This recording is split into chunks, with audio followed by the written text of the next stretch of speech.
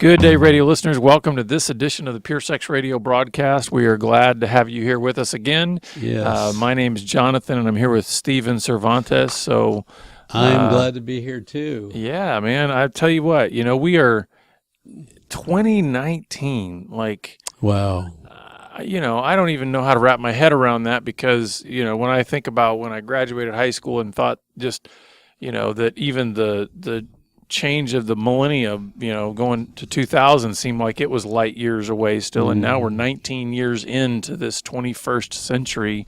It's just amazing to me. But thank you, listeners, for being with us. I want to let you know, as we do regularly, that we're a listener-supported broadcast. So the only way that you're hearing us or seeing us is because we've just had faithful partners come alongside. And I just want to say something, I understand what it's like to, have tons of podcast feeds in your podcast catcher, and there's all these things, and I recognize too, if you're listening to a lot of ministry podcasts, they're all saying the same thing to you. We're listener supported, right? And I have to confess, I don't give to every single podcast that I listen to, but I try to support those that I can every now and then, and because the reality is we reach thousands of listeners every single week, and less than 0.2% of 1% actually support and partner with us. And I'm not saying that to complain or anything. I'm just saying that, it's a relatively small amount of people that can keep this going.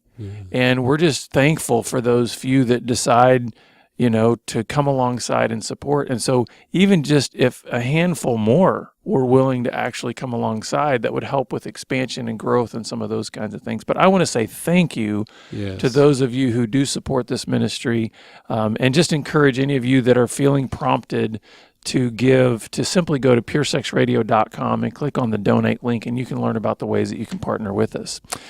But Stephen, I'm excited because, last time we were together, we talked about emotional insights. This time we're going to kind of keep plugging into some of that emotional growth language. And the reason I'm so excited about that is because this year we are launching a 7-series webinar training on emotional training for men.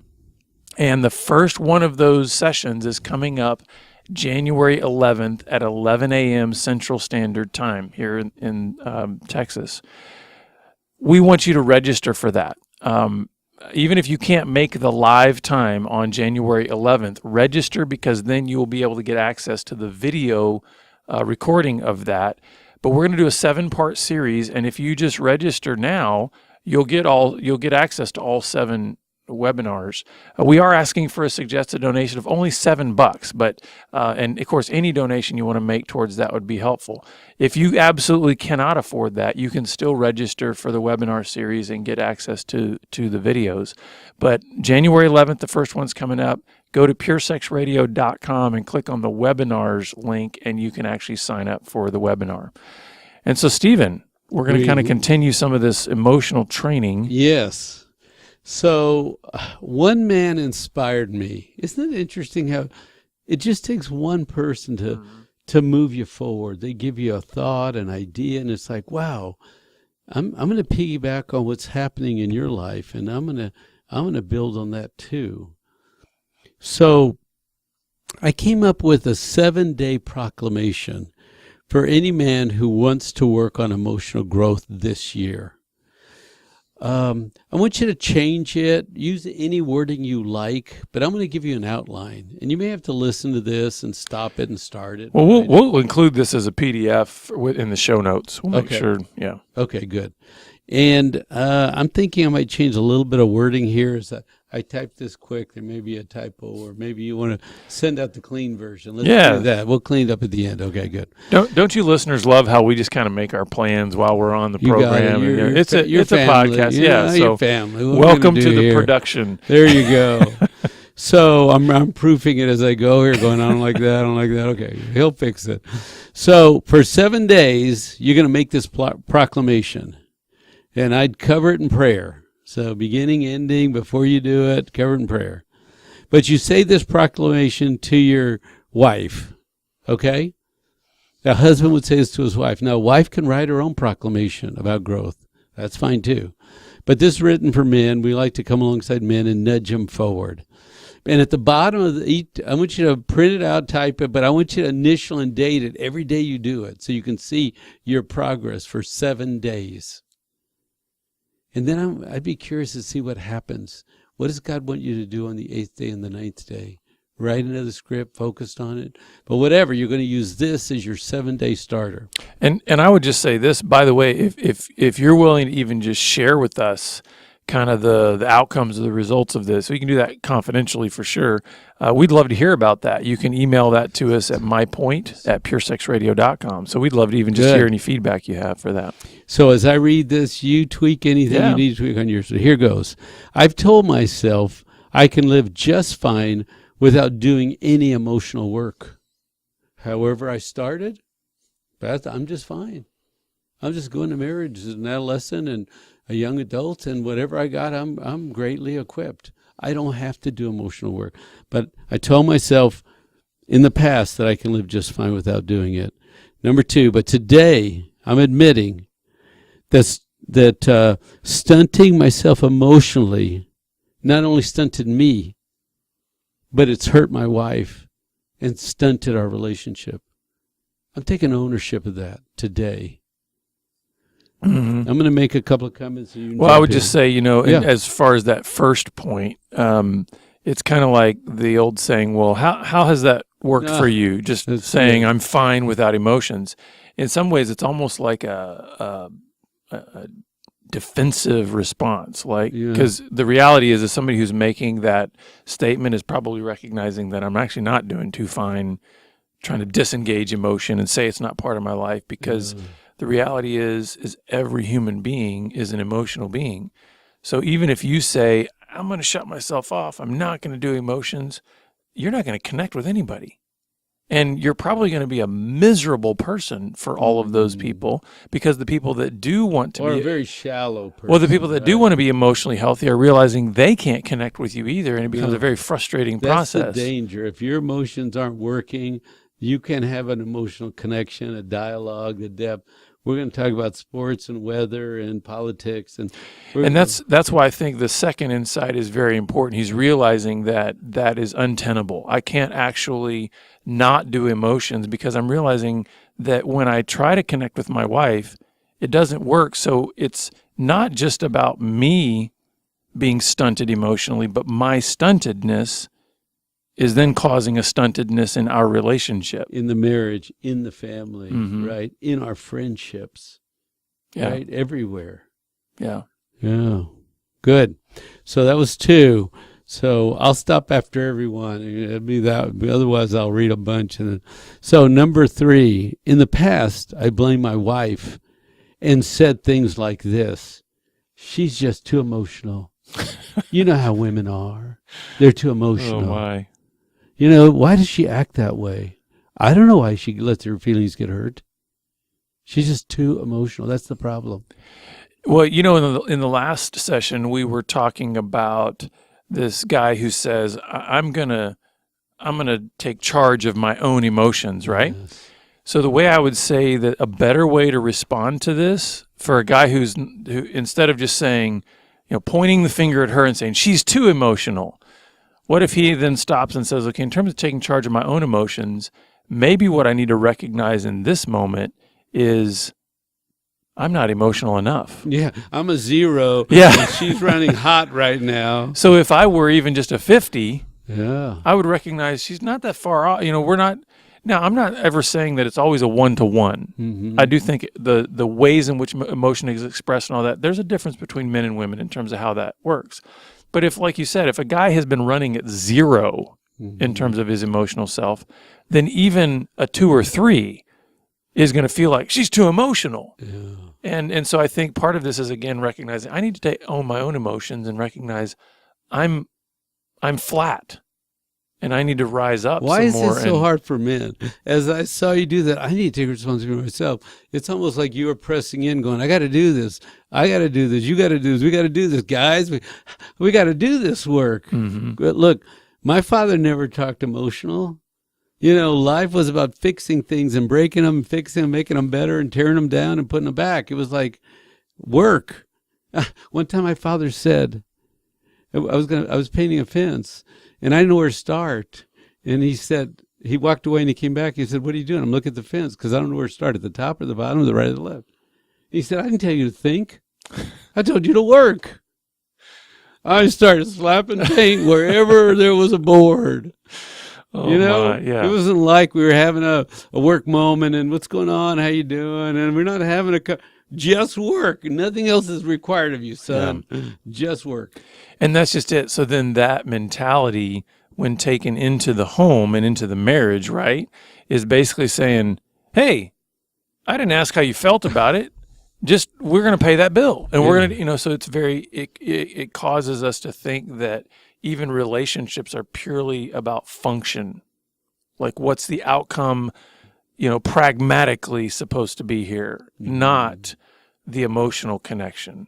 And that's why I think sometimes we got to pause and we have to say, I can't look at her and make her emotions like just a trigger, in the sense of thinking she's too emotional and therefore it's her fault and I'm just supposed to be pragmatic. When you say that, it's not honest. Right. She is emotional, but so am I, and she's upset, and I get upset. I mean, it's right. It's just I don't want to stay in this emotional moment. Okay, so stop it. Right. If you just stop it, we'll be okay.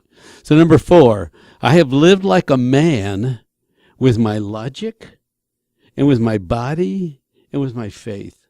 So with my logic, I do jobs and I solve problems. With my logic, I make things happen, right? And with my body, I work out, I do sports, I take care of my body. I've taken this body to adult and done adult things, right? With my faith, I go to church, I do adult things. That's number 4. But let me put 5 with it, then you comment. That's 4. 5 is, but I have lived like a scared boy. When emotions arrive. Mm-hmm. So I arise. So when I use my logic, I can logic you good. And if you want to tussle and go lift something heavy and move something, we can use our bodies as men. And we can go to church and sit in a pew because that's what adults do. But when you give me an emotional situation, I act like a scared boy with my emotions and with your emotions. Yeah. And here's, I would like to say, I don't want to create sort of a false dichotomy or a shaming dichotomy here that says, hey, listen, responding like the logical man and making decisions and doing actionable things as if somehow, well, that's all negative. No, it's like, listen, we live in San Antonio, and this is very much a military town, right? Yes. When the military has to go on a mission and there's a particular execution that needs to take place of that mission and there are direct orders that need to be taken care of, listen, I want you to think like that first statement there that says, we've got a very practical and specific thing that we need to do and get it done. Right. But that's not what we're talking about here. We're talking about relationships. We're talking about marriages. We're talking about fathers with their children. We're talking about friends. Emotional moments. And the reality is we have got to understand that requires a different grid through which we are going to process our thinking and process our decision making. And the reason why I think so many men struggle with this is because it does feel more, if I can put it this way, natural and comfortable when it's got to do a mission. Task, yep. And I've got that task that I need to do. Mm-hmm. But I want to declare that that's a good thing. Absolutely. I believe that God has made us that way. That's the good part of us as men. We do bring paychecks home and do jobs. And I'm not just talking about men, women do this too, but men go out there and cut the grass, and put gas in the car and take it into the shop. And listen, I'm not, things, and I will take the heat for standing firm on the fact that yes, men and women have different roles. Yep. I'm okay with that. If people want to people keep trying to close the gap between men and women. Right. Listen, men, we are called to protect. That's right. We are meant to use our broad shoulders for protection, and we are to step in front of that bullet. We are to protect our children, protect our wives. I'm okay with saying that. And so that's a particular role that I think God has designed men for, that say, we're not going to think in that moment. We're not going to make it an emotional moment. It's like, somebody's coming after my wife. Guess what? Yeah. They got to come through me. And I'm not going to say, how do you feel about that? It's like, no, I'm getting in front. But that's not really what we're talking about here. Those are necessary. That's a good positive thing about what we are. But where we struggle is then when we need to sit down on the couch with our wife and listen to her unpack her day, and share all of the emotions about that. And it might be, and the problem is we try to bring fix-it man into that moment, when what she needs feeling man to come into that moment. It might not be resolved at all. Yeah. And that's where we struggle. She's too emotional. Because I can't fix it. And that's what I'm most familiar with and feel most comfortable with. And so I think that something's wrong because I can't do anything. Then it sounds like, stop talking. You're hurting me with all your emotions, right? And so what I'm hearing here is he's saying, I've got to recognize that I got to do something with scared little boy that shows up when emotions happen. And I need to do something to help him grow up, because he's going to have to not be scared little boy. It doesn't mean that we can't have those emotional reactions. I mean, there's still today in my life where my wife can share something with me, and guess what? Scared little boy shows up. But I can't operate as scared little boy. I acknowledge that I can say to her, I really don't know what to do about that. I'm sorry that happened to you. But that's not scared boy. Scared boy says, stop it, you're hurting me. Right. That's very scared boy mature. wants to run away. I don't know what to do, but I'm going to be here with you, and we can pray about it and hold your hand, and that shouldn't be happening in your life. I can make my connection. I'm just saying that it's not as if you will get to a point where there's not fear, there's not some anxiety, there's not those kind of things. No, that's right. Fear is going to be there. It's part of our life. And so, but being overwhelmed and lost is boy, right? I don't know what to do. What should I do? Why are you talking? Don't talk. Stop. I got to get mad and make you stop. Run away. Plug my ears. So, number 6 is why we're doing this. And I said it was a 7-day proclamation. I should say it's a 7-day emotional proclamation, because here it is. Today, I'm taking responsibility for my emotions and my emotional responses. And number 7 is I must face this new reality.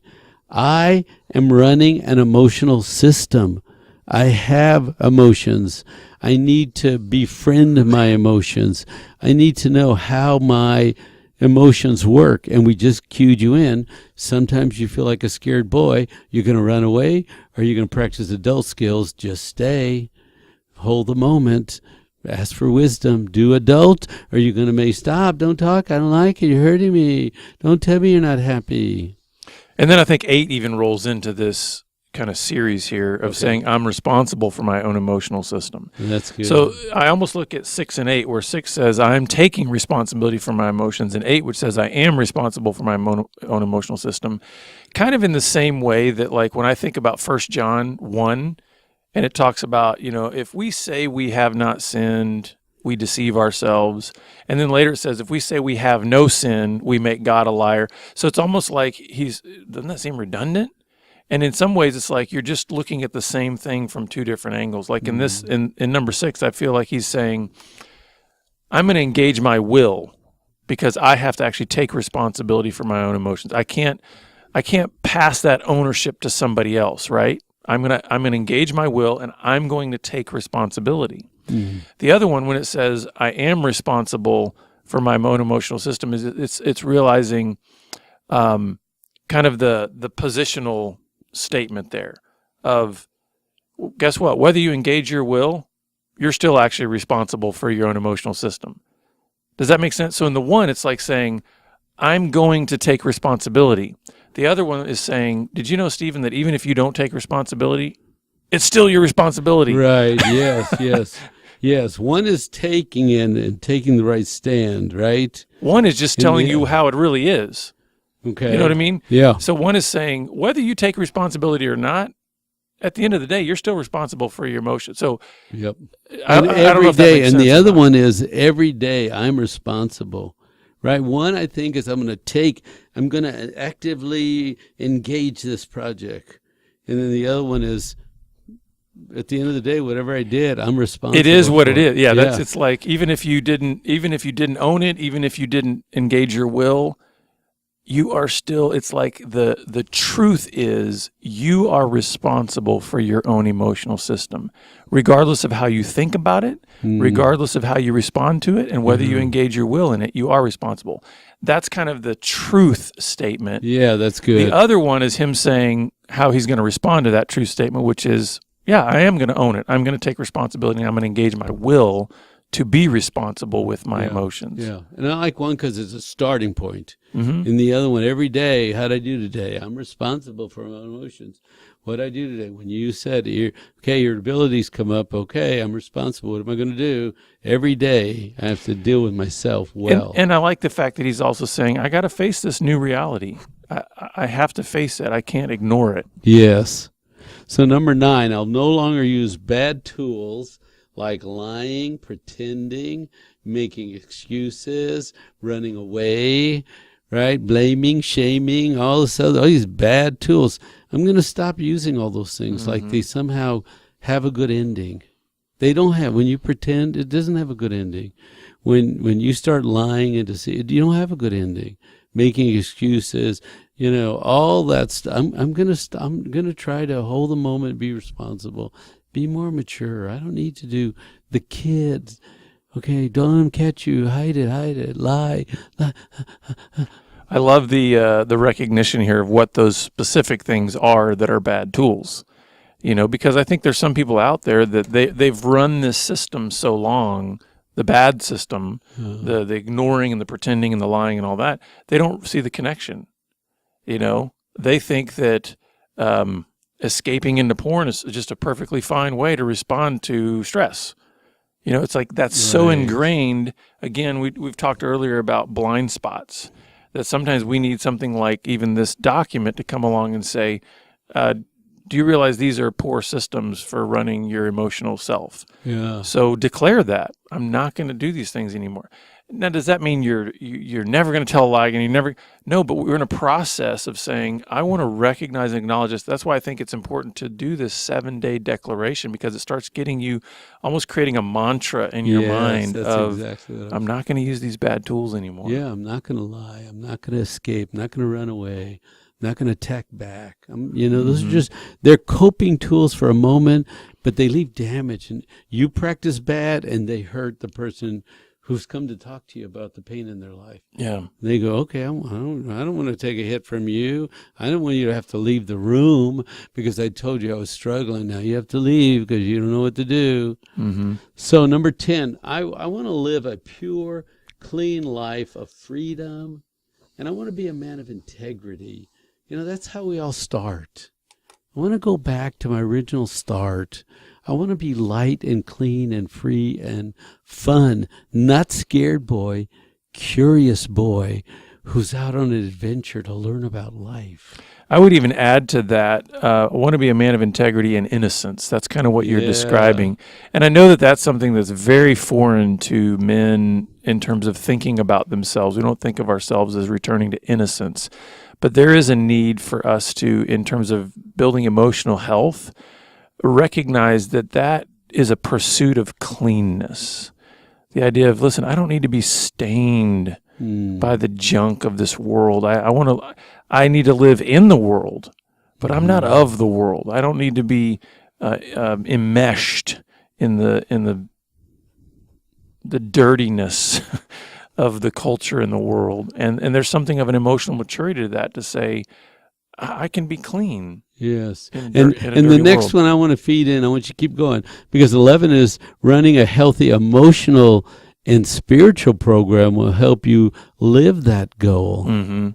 Right? Healthy emotions with great spiritual truths are what you need. If you're just emotional and you got no God, you're going to run on a low tire that goes flat periodically. If you're just spiritual and everything is all this, big spiritual thing, and you try to disconnect from your body, well, that'll work for a while, and then your body's going to ache and pull you back in with whatever. It's like you got to run good emotions and good spirit, then you can accomplish this goal. And I think the intersection of that is developing those really strong and healthy disciplines of daily time in the Word and daily time in prayer, community, connecting with the body of Christ for worship and those kind of things. That I think creates that intersection between the spiritual and the emotional to bring us to those places where it's like, okay, so I just read today about, reading in Proverbs about how to resist temptation, and now I'm dealing with a temptation on my computer. Well, how does that intersect? It's like emotional health is saying I can't just have this spiritual idea up here and then it's disconnected from how I'm actually dealing with life in the real world. So I'm going to read 12 and 13. By doing my emotional work, I provide an opportunity for our relationship to go deeper. By doing my work, I'm holding my half, then we can go deeper because my wife has emotions and she wants to share them with me. Mm-hmm. Yeah, and if I'm not doing my emotional work, I'm not going to be a safe place for her to pour those emotions. It's almost like I've put a lid on the top of my cup, and so she's trying to pour in, and it's just all. It's not getting into me because I'm going, I don't want to hear that. I don't want to. And so if I'm doing my emotional work and recognize I'm an emotional being, I need to take responsibility. I need to mature in this area. Part of that is not just in what I am pouring out, but what I'm allowing to come in. Because because emotional maturity means I'm going to listen.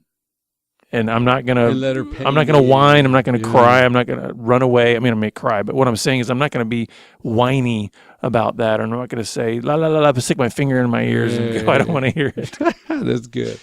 So 14, I'll start making small steps in the direction of being a healthy, emotional, spiritual man.